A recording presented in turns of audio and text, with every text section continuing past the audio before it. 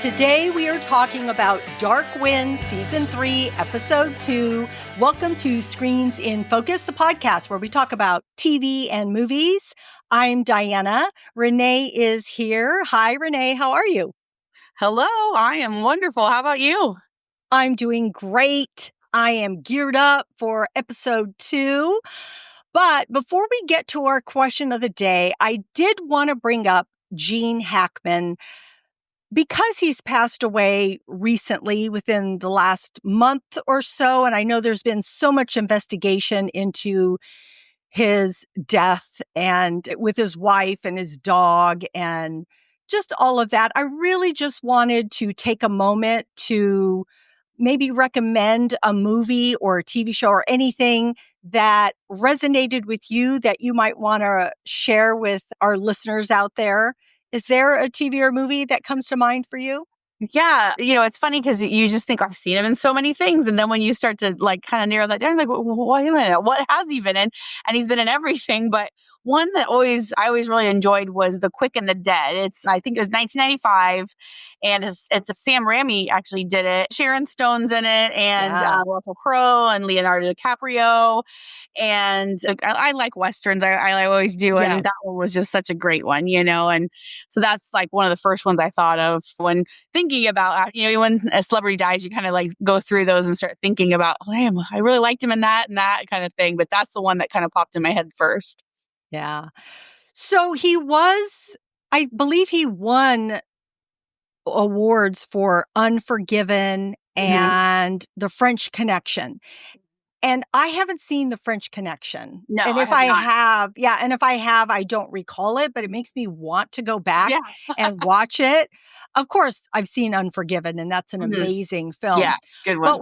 But what's interesting, and he's been in so many films, like so many, we can't even name them all. But what's interesting is the two that come to my mind are ones that don't seem to top the list. And the first one that I was reminded about that I actually really loved him in was in Poseidon Adventure. Oh, yeah. And he was the priest who helps everybody during this. And I believe in the film, his character was a priest, but I don't know if he was grappling or he was just a little bit different than a regular priest at that time, because he felt that people should rely on themselves and be resilient. And I don't want to be putting words into anybody's character of that, but that's sort of what I read about his character. And I just remember, and I didn't know who he was at the time when I watched this many, many, many, many, many years ago, because I think the movie came out in the 70s. But I remember liking him, though. I remember thinking, this is a really good guy, and I really liked his character. But more recent, even though it's been probably at least 20 years, the film that I remember him in and really like him in is Enemy of the State with Will Smith. Oh, yeah. I loved him in that. I loved his character. And I think the reason that those two movies stand out to me is because he was a good guy in them. Because so many of times he plays the villain, and he's so good at playing the villain. He's Superman. He's the villain, and Unforgiven, he's the villain, right? I can't even remember. I haven't seen Unforgiven in a while, but so I liked seeing him as not the villain. Yeah. So those are the movies. I forgot about that one. Yeah. Yeah.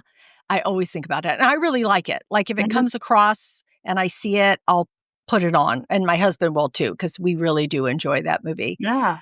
So anyway, I just wanted to bring Gene Hackman up because of his role on screen. But the reason and it's going to segue into our question of the day here. So there is a purpose for bringing this up.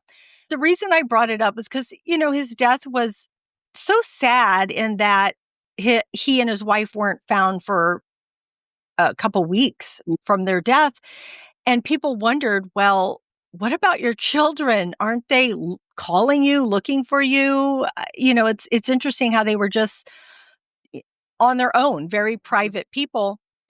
And I had read where he had written that his career had really been a priority for him, and that his family suffered because of it. And maybe his family, his children, even though they were on speaking terms and such, maybe it would not have been as estranged if he hadn't been this famous actor in all these roles. So, and the reason that that segues into this is I was thinking about Joe Leaphorn and his wife and how often she has told him to back away from investigating something or to step away from something. And I have a feeling about that, but I'm going to share it with you later.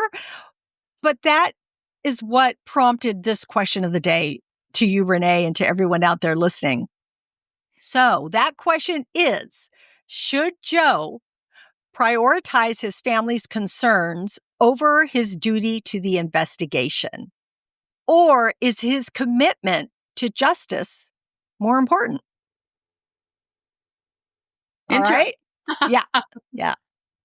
Because I have my thoughts. I can't wait to hear your thoughts. And we're going to answer that later on.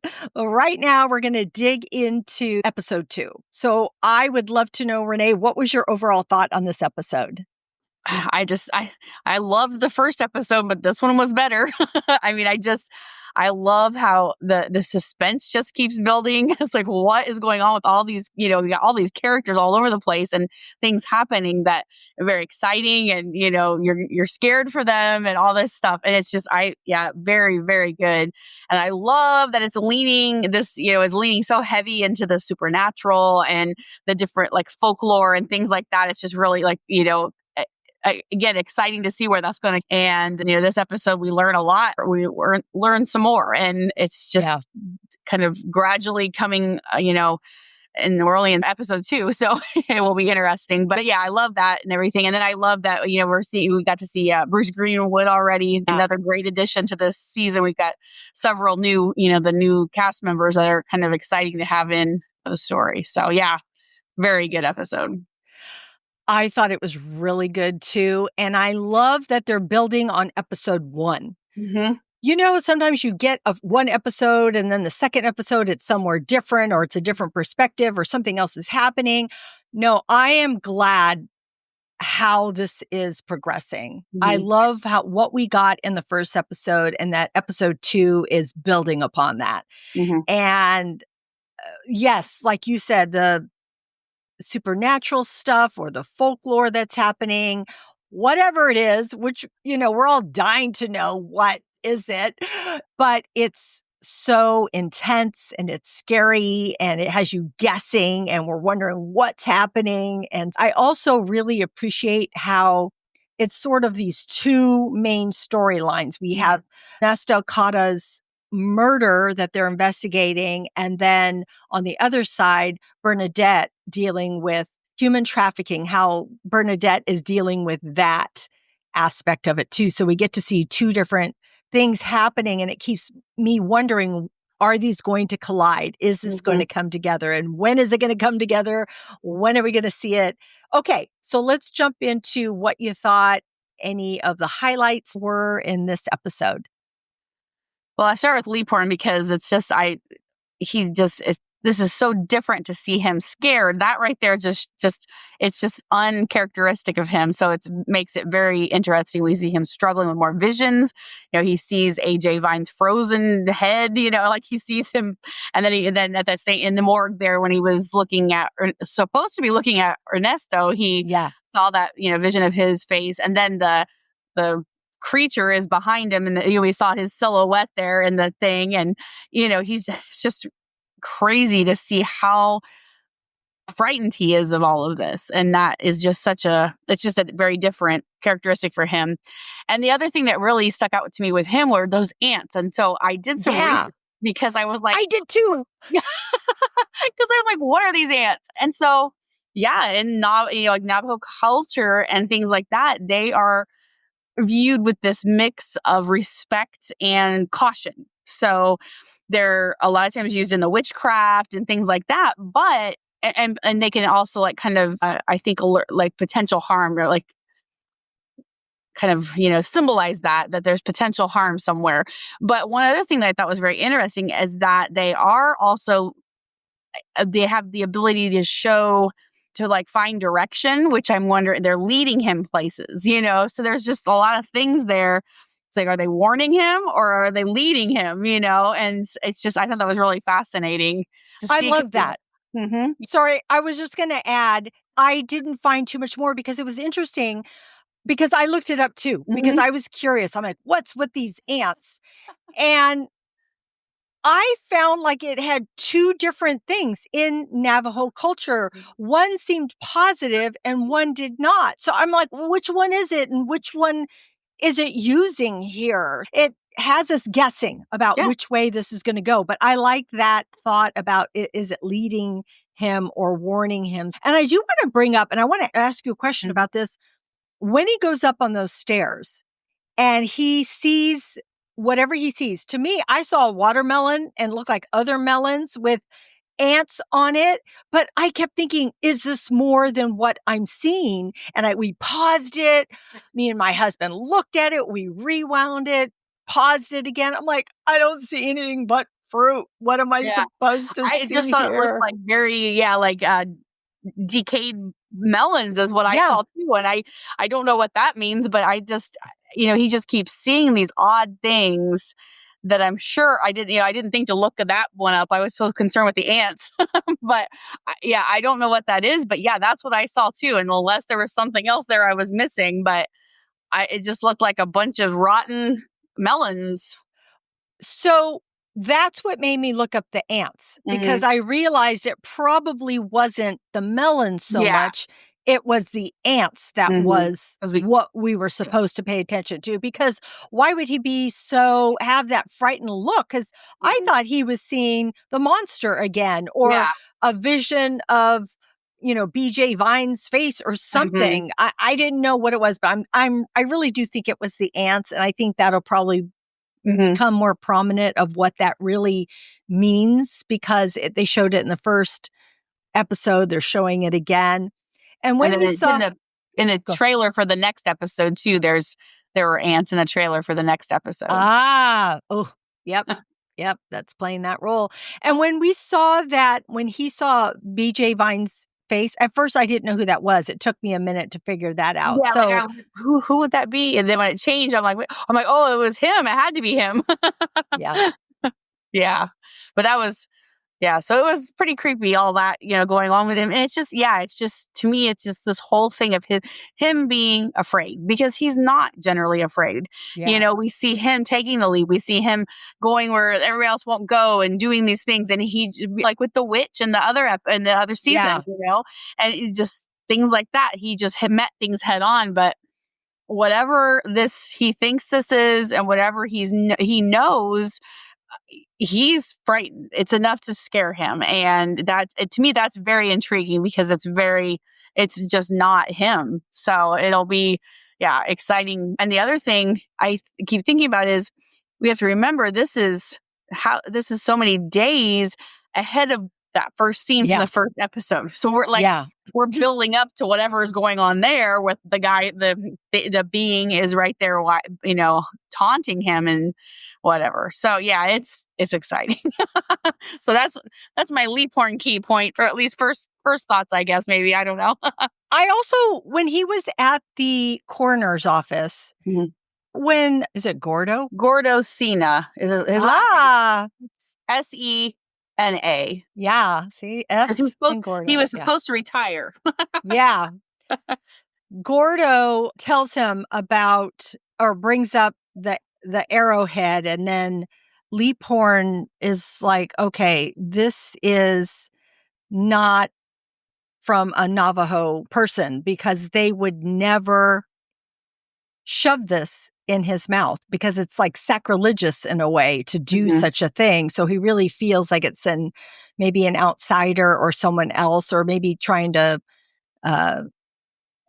get people to think it's someone else. So I thought that was an interesting thought. And I love how they bring that up, because we realize how important culture and cultural things mean to people. And so I liked how they brought that up in this episode too.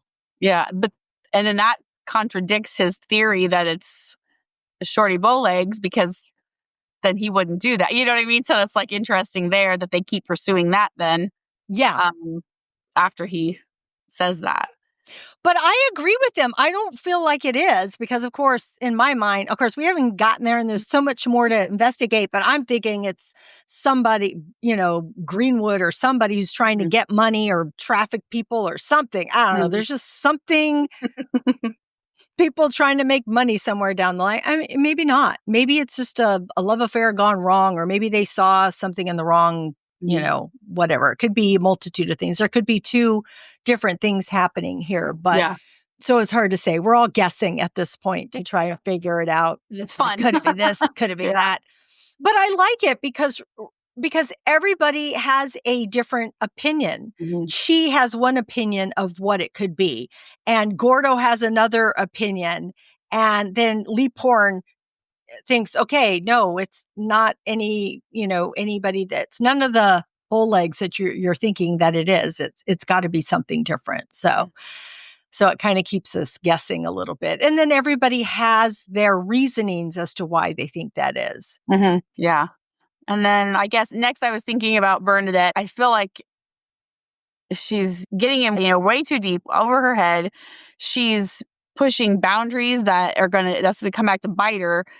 She forgets that she's not back at home where all the, the Navajo laws protect her, like she's got a different set of laws, almost, where, I mean, they're law abiding and things, but they have their own way of doing things. This is not how they do it down here at this border patrol, Well, she does it. I mean, she does follow the law and she follows what she thinks is right. Over here, they're doing things. Okay, Bruce, or what's his name? Spencer, yeah. Most of what they get is intel is from him. So it's basically he's dictating to everybody what's happening, right? And then it's like, oh, let my trucks pass without inspecting them. And then here I'm giving you all the work. So, it's just all in your pocket. How that happens. And that's the thing, she's used to a very different type of, like, Leaphorn is the law on the reservation, and people listen to him, they respect him, and they, understand that he and the other people within his office are going to do things the right way. Well, now she's in this other thing where she's still trying to do that and follow things the right way, but that's not how things are done. It's like, be quiet, don't stir the pot, don't do any of these things to upset Mr. Spencer because he's the guy with the money, and so it's really, it'll be very interesting to see what happens with her because, I'm very, very scared for her and what could happen to her, especially if they're human traffickers, they could just make her disappear, which I don't think they will because she's main character, but it's a possibility that they would do something like that. And so anyway, I have a lot of concern for her. Yeah, I do too. And when she was up at the end, when she was checking out that one rig and she got up there and Budge, that new character, Roberto DeBacca, who, when he was looking, all of a sudden he was right there. She's kind of like, oh my gosh. And she still went up. So she's fierce, right? She's not, and I'm thinking, okay, it's not like, I mean, you have like rifles. I don't know if she had a gun. She has an actual gun pistol. Oh, yeah, she does, right?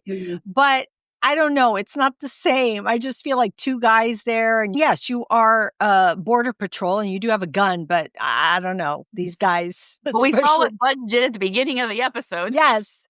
Yeah, exactly. That. Well, and now, okay, I'm saying how I feel about that, but I do want to jump to the beginning also. Okay, it took me a minute to figure out that the gun that guy had was her gun. Yeah.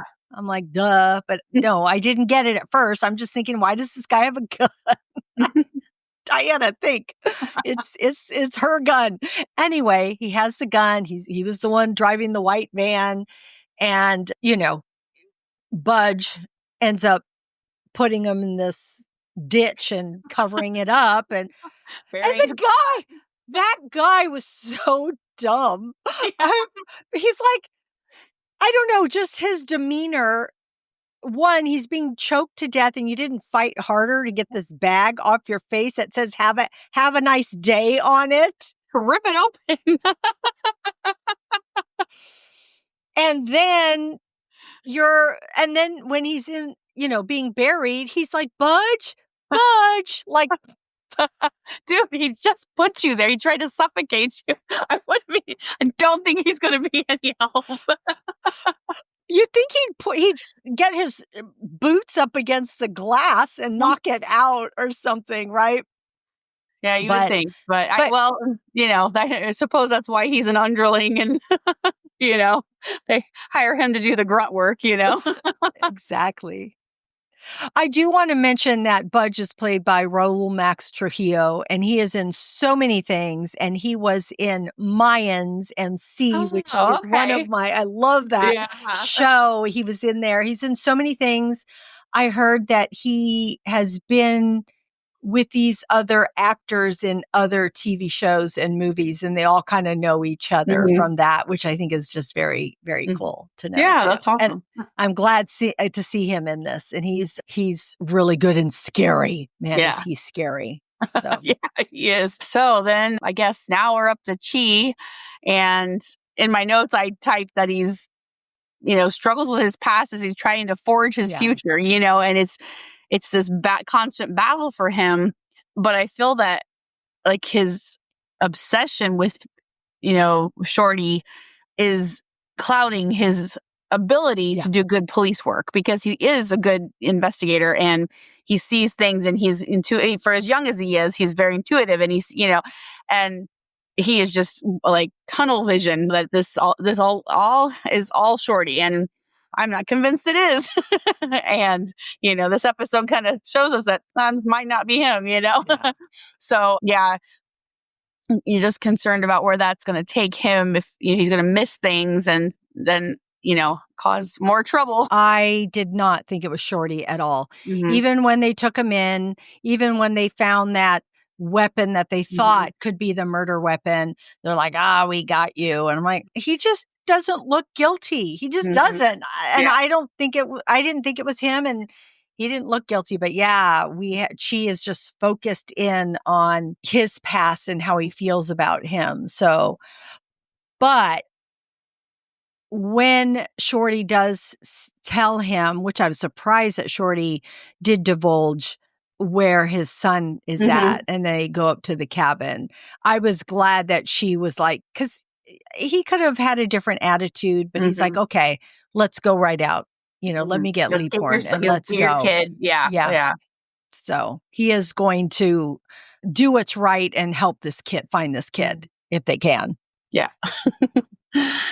And another like big point for me, that a key point, was Dr. Reynolds and Teddy Isaacs, the at the dig. So they're focusing on them, but not too much, but enough that I'm very, looking at them at like, well, how are you involved? Because there's something going on. Because when Leaphorn tells them that Ernesto is dead, she has a dramatic reaction for someone she barely knew, or that's what she told Leaphorn initially, was that, I barely knew them, only when they were here to work. Well, to have that reaction, there was something, either you're involved or you did know them way better than you let on. Then also when the doctor discovered that the arrowhead was fake, so that again throws another wrench in Leaphorn's theory, because would one of the Navajo do that with a fake arrowhead? Yeah. And that spins it back around, like, okay, maybe it is, So I just feel like these two, there's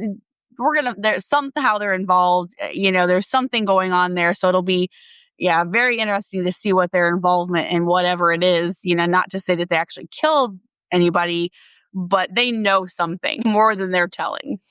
I know. There's something going on.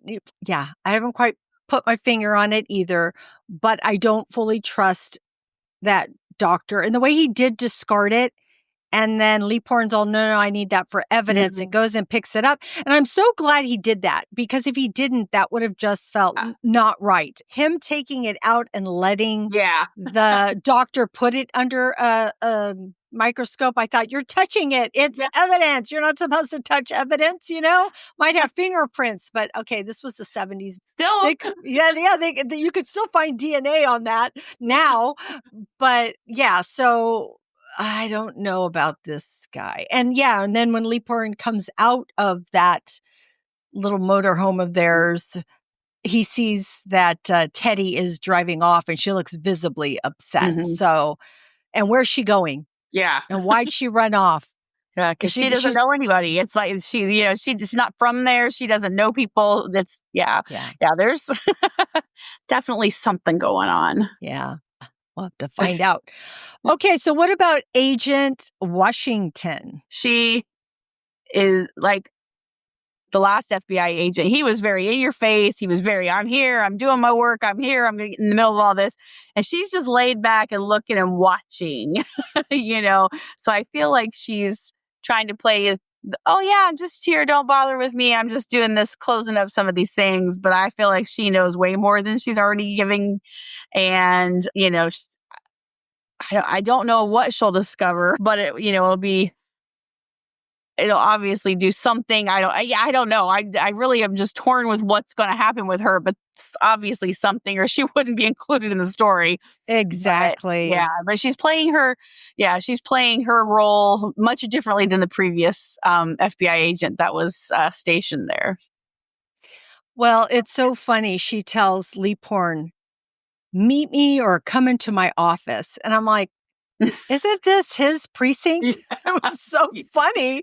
Like, she has this office, and I'm thinking it was just a little room that she took up. But, it's interesting. How much does she know? Because she's playing the FBI agent as if I know something, but I'm only pretending I know a little bit and feeding it to you to see your reaction. That's what I feel like. Because the way she speaks is like, I know more than what I'm saying, but I'm waiting to see what you have to say about it. But Leaphorn is also knows how to play it, and at least for now. And so he is just playing it very coolly and just not really giving her too much of an answer. So I do want to segue into our little bit more of a deep dive into our characters, because I do want to bring up her relationship with Emma. And when Leaphorn comes back and he sees them talking to each other, and I'm sure he's thinking, great, this is all I need now, is for them to become buddies. And Emma's all, oh my gosh, she's so nice. And she's an FBI agent, and women, there aren't that many FBI agents. I think there was only 2 in the 1970s. And just looking up to somebody like that and admiring somebody like that. And of course, she invites her to dinner, and Leaphorn's all, why did you do that? And she's like, oh, because that's a nice thing to do. Yeah. So I just think that that's going to add this interesting layer to the everything. Right. And, is she trying to get close to Emma to get information, or is she just trying to have a friend? Since she's playing things so coolly, it's hard to say what her intentions are there. And it could just be that she just needs a friend, or whatever. But she could have some ulterior motives there. I think it's the benefit, right? I mean, you're being nice to someone just because it's another woman, and then she's like, oh, this is my thought process, right? And she's like, oh, you're Leaphorn's wife. Oh, how nice to meet you. And then she talks with her, and then she's like, oh, come to dinner. Oh, that would be lovely. One, because I don't know anyone here, and you're offering me a meal, but oh, this is pretty good because I'm going to get some insight into what Leaphorn is like and see his house and be able to nose around. So I think she's probably being, honest in her acceptance of this dinner, but I think it's going to benefit her to know more. So for sure. Yeah. So what do you think about any of the other relationships that are happening?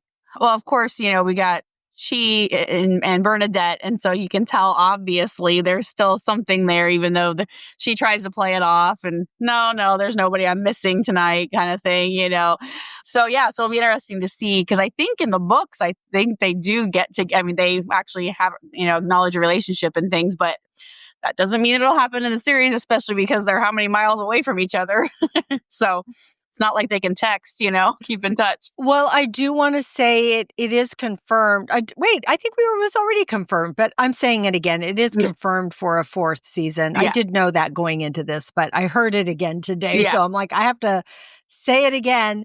But yeah, and you're right. It is in the books. Mm-hmm. So I don't know. I think they could head that way. But what I really like about their relationship, it feels real in the sense of not everything progresses so fast, and how they talk to each other on the phone seems so realistic to me, because they're talking and they're joking about their past, and because he says to her about Shorty touching his badge and how he pushed back, and she says, "Oh, I know that there is some," I don't know if she says bad blood between you guys. Something, I don't know if she says something to that effect.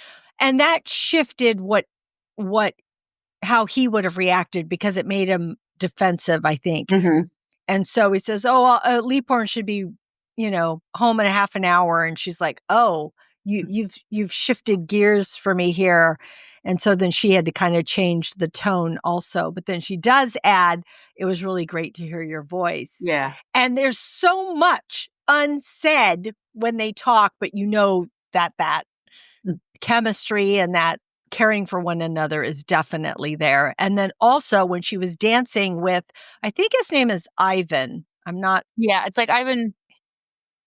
I forget how that's the last name. It starts with an M. I agree. It starts with an M. Which his name is the actor Munoz. Is it Munoz or something? Yes, I think that's what Munoz. It is. Now that you say that. So they're dancing, they're flirting, and he flirts hard with her. Like he's like, and she dances with him. It was kind of cool how they go out on the dance floor, and I'm thinking, how are they going to dance? Because this is the 70s, but they did a good job of conveying what that time period is and how they reacted and moved with each other. But when she does get close to him and he's holding her close, you could tell she's thinking, "Gee," I'm like, "Sorry, buddy." She's thinking of somebody else right now. Yeah. So at least that's what it appeared to be. I thought he was very smooth with his, "Oh, listen, they're playing our song." It's like, dude, you just met her. There's no song. So yeah, I thought that was pretty smooth. Oh, so her flat tire, do you think that? Yeah, somebody yelled at that. Yeah. Somebody slashed that, I betcha, because, has a warning. Yeah, I was thinking that too. And then it was funny that he just happens to be right there. Yeah. So, able to help her. Is it him doing it to get more, closer to her, or is it a warning? Yeah. So I don't know if we'll never find that out. I don't know. Yeah. Well, one thing I wanted to say about Bernadette in this case is that she seems so focused on and so strong and so confident in her professional life, but that conflicts with her personal life. Yeah. Because it isn't together, and it is, messy and such. So it's interesting to see her, her professional life and her personal life and how they're different. And so it's interesting to look at it that way. Well, I'm going to bring up a little bit of Joe and Emma, even though we'll probably talk a little bit more later on. But we do see her telling him to, that someone else can handle this case, because she sees the strain that it is having on him, because he's very emotional about it. And I can imagine it is because he's investigating a young boy's murder. And that must be so hard to deal with, especially after you've lost your own son in the past. So I think that is weighing on him a lot. And of course, she sees that and she says, there's other people that can take care of this. But I'm like, is there? I guess Chee could step in at some point. I don't know. But who else is going to step up and really look at the investigation as hard as you are? But what I loved, I thought it was such a nice moment. They have some really nice moments together as a couple. But when she brought him food after Emma had talked to Washington, and then they sit on the back of the truck, and she's giving him the food that she brought and he's putting it together, and he asks for salt. She gives it to him. He says, "Thank you." I don't know. There was something about that moment. And then she kind of caresses him, and I don't remember if she kisses his ear or gets close to him. Yeah. Whatever it was, I love you guys as a couple. Who doesn't like seeing a couple that have been together for a long time, have been through struggles, who have lost a child, and who are having some issues of priorities, but still can support each other and care about each other and love each other. And the one other thing I wanted to bring up about them is that Zahn had talked about how he has never seen natives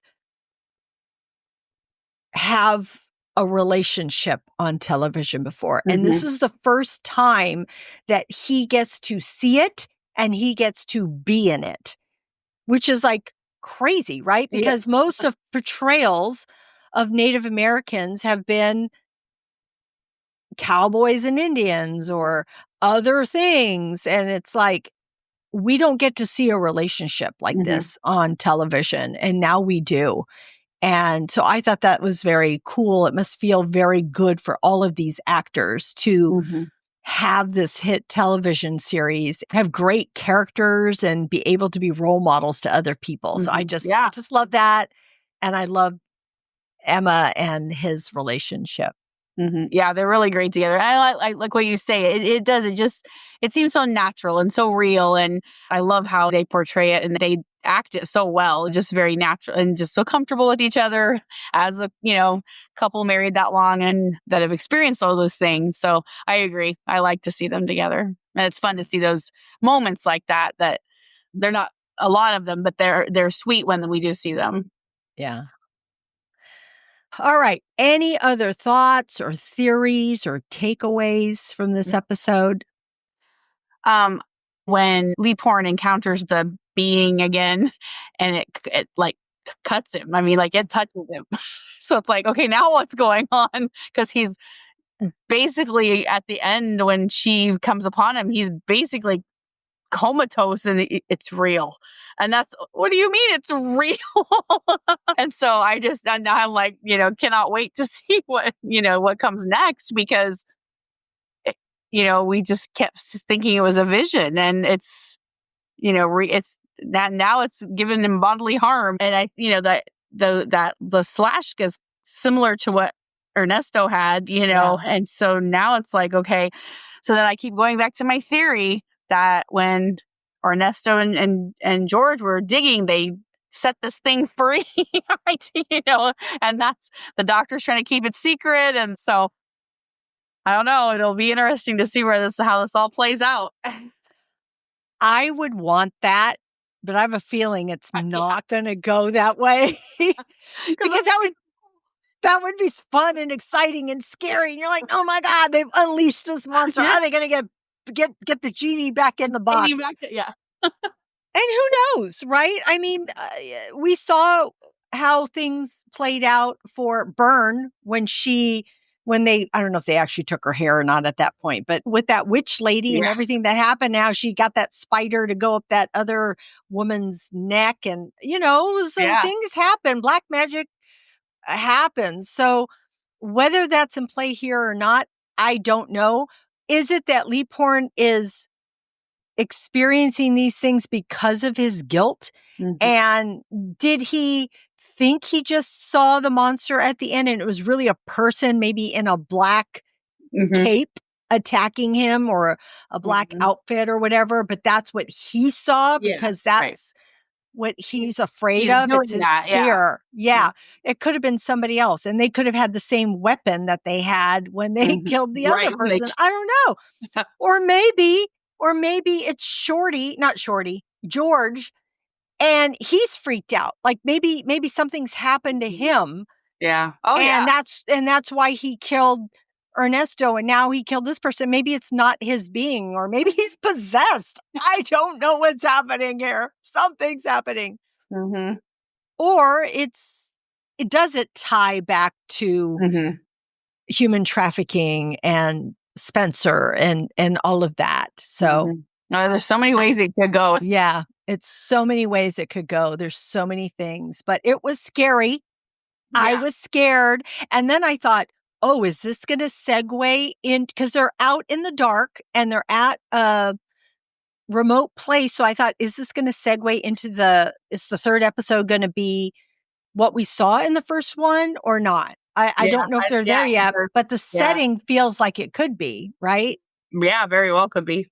So, yeah, I don't know. There's so much to ponder here. There was something, I know, about Spencer. I did want to just bring it up because Bernadette does find the white van. Of course, the plates have been changed, and then they open it up, and of course, it looks like it's been used as a vehicle for work. They got to put stuff back on it.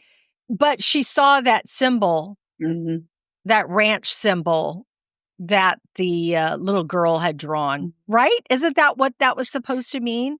Yeah, she drew it and as a kind of a clue, but at first Bernadette didn't know what it was, but then she matches it up to that Spencer.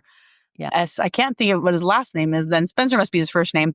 But yeah, that's what the little girl was giving her a clue to that. So all these little pieces that we have to tie up together. And of course, that Budge guy is probably, because, we've seen him at the beginning and we've seen him toward the end. And I'm sure he's the head honcho who's doing all of Spencer's, I guess, dirty work for him. And maybe that's why they got rid of that guy, because he was a loose end, because he was the one driving the white van. Because I couldn't figure out why they were killing him, but there was a reason. And I wondered if it was because the girls escaped. They were in his care, and he let them escape.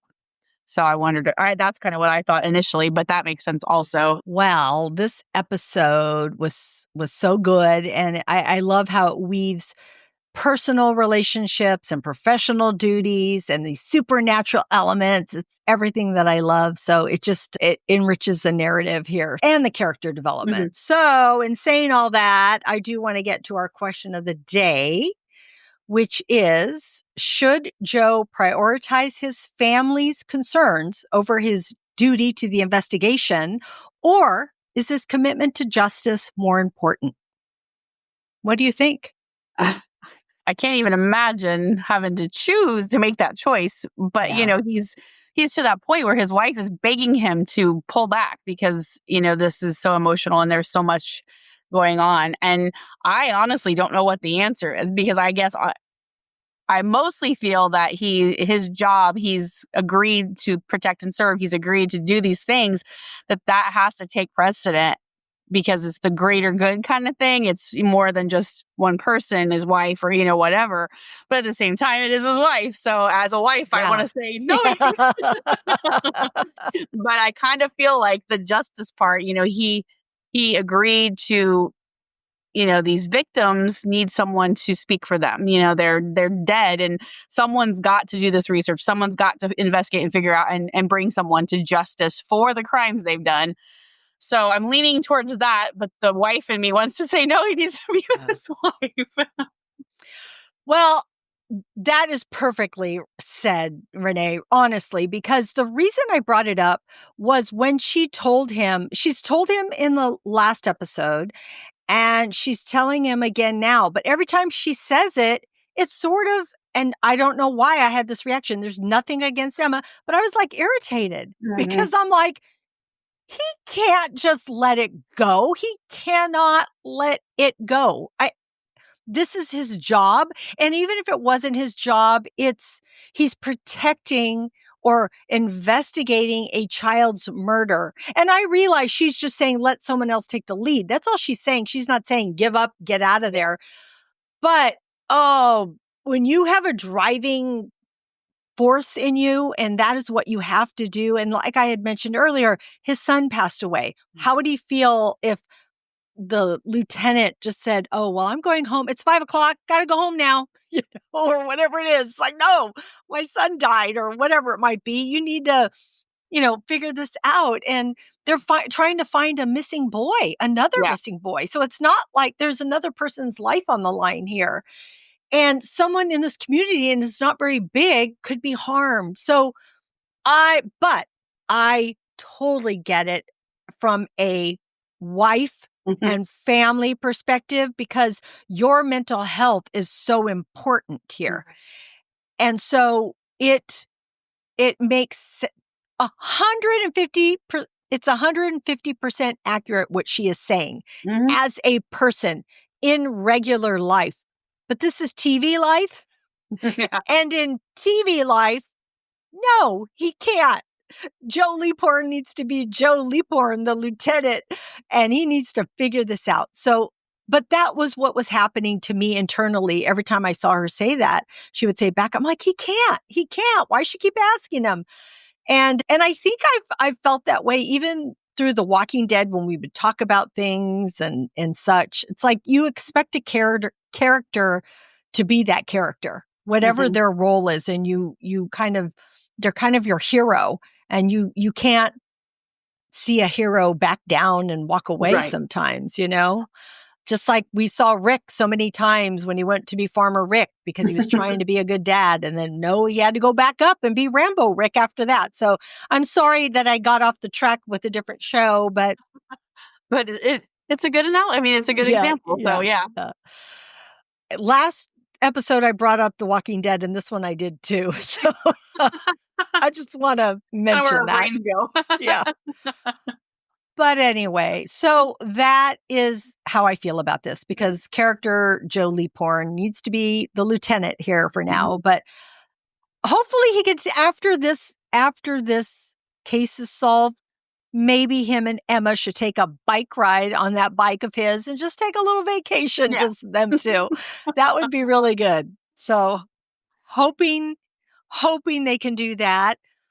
Friends out there, what do you think? Do you have an opinion? We would love to know. You can always comment wherever you're watching us or listening to us. And if you don't really have an answer to this question, you can just leave us an emoji wherever you're at, because I just want to know if this is reaching you and if you have any thoughts on anything that we are saying, or if you're enjoying this episode.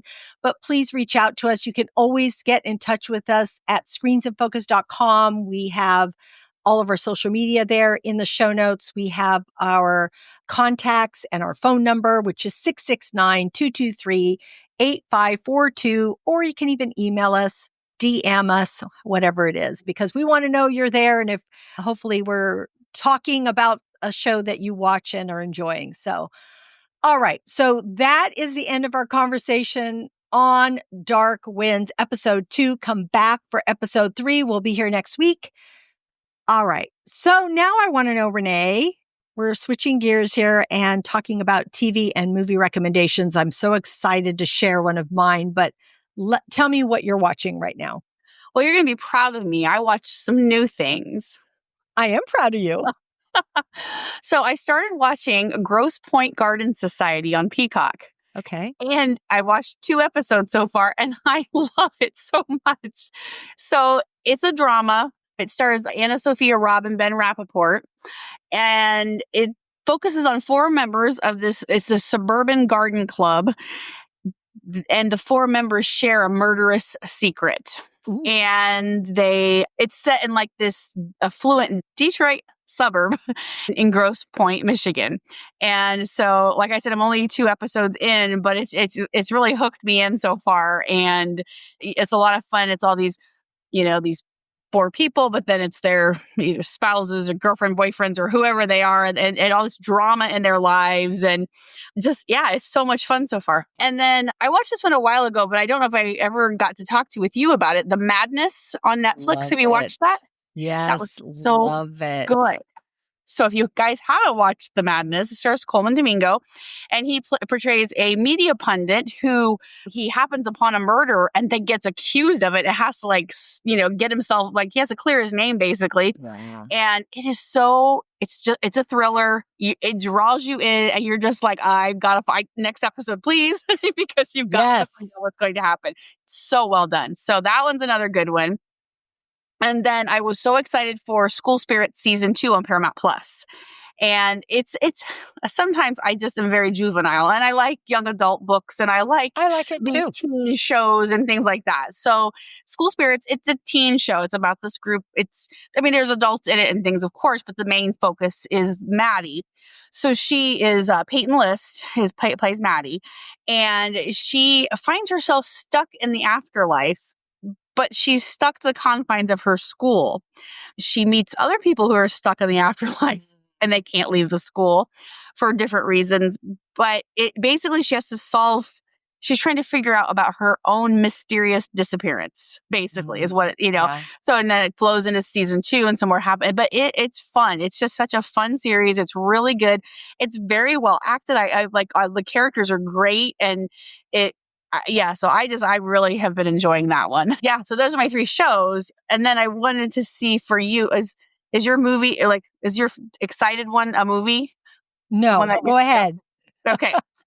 So I did watch a movie, which I was excited to see. It's called The Electric State on Netflix. And it's stars Millie Bobby Brown and Chris Pratt, and then a host of other incredible actors, either as actor roles or as character roles or as robots, like voices of robots. Yeah. And some of them don't show up very long. But anyway, it's really, really well done. It's a Russo brothers movie. And then it's written by, I can't remember the 2 names, but the 4 of them have collabed on 2 of the Avenger movies, and I don't remember which ones. So the 4 of them have collabed before and made really great things. And it's basically, she is an orphan, but and she finds out that her brother, who she thought had died, was alive, and so she wants to go find him. Well, then of course Chris Pratt comes in a very Guardians of the Galaxy, Star-Lord kind of. I feel that's kind of like the same kind of energy this character has, and then they have to take a journey through this world that's been ravaged by a human versus robot war. So it's just all this, but it's really fun. It's very well done. I really enjoyed it. So those were my ones. Those are awesome. I love it. And I don't get Peacock, unfortunately, so I can't watch that show, but please, I hope other people tune into that. I do want to say The Electric State, I started to watch it. I haven't watched it all. I fell asleep. It was really late. And so I kept rewinding it the next day to watch it. And I still haven't watched it. It actually got panned by a lot of people. A lot of people. So I like that you like it. And what I do is I love Millie Bobby Brown. I love her. And I've heard her on podcasts and I love her even more.